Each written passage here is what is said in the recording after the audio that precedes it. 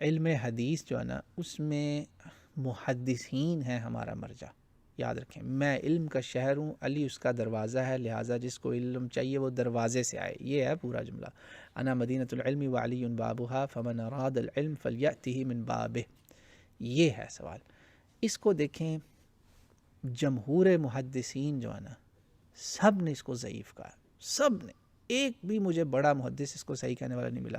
ہمارے دور کے علامہ البانی انہوں نے کہا یہ ضعیف ہے، اس میں عبدالسلام الحروی ہے وہ ضعیف ہے، سنتے جائیے گا علامہ البانی کی تحقیق۔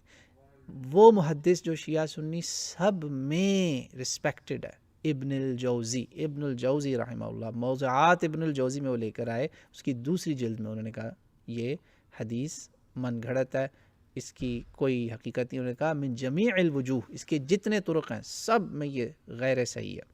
ابن عدی الکامل فی الضعفاء، یہ ایک اور بہت بڑے محدث ہیں، انہوں نے ضعفاء والیومز کلیکٹ کیے ہیں، پہلی جلد میں انہوں نے کہا یہ حدیث ضعیف ہے۔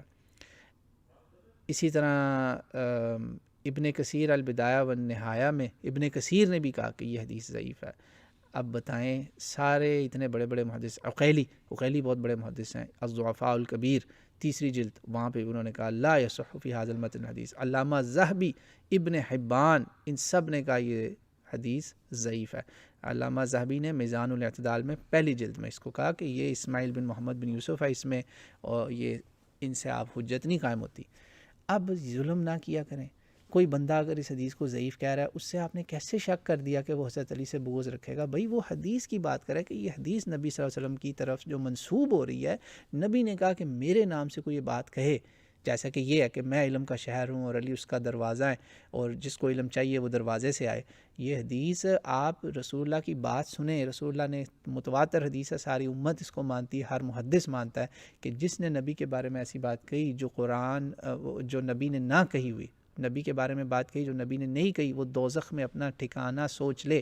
تو اس لیے سب ڈرتے ہیں نا۔ کوئی آپ بڑا محدث مجھے کوئی ایک دکھا دیں سلف اور خلف کا، ابن جوزی تو سب کے متفقہ ایگریڈ اپون شخصیت ہیں، دونوں پارٹیز مانتی ہیں۔ تو اس طرح لوگوں پہ فتوے نہ لگایا کریں۔ ہاں اگر کوئی بندہ حضرت علی کی ہر فضیلت کو ڈھونڈ کے ضعیف کر رہا ہے نا، پھر سمجھ لیں کہ وہ مبغض ہے، ورنہ اس طرح فتوے نہ لگائیں۔ تو لہٰذا یہ حدیث محدثین کا جمہور، اس امت کا سب اس کو کہتے ہیں یہ ضعیف ہے بجموع طرق، سارے اس کے طریق ضعیف ہیں۔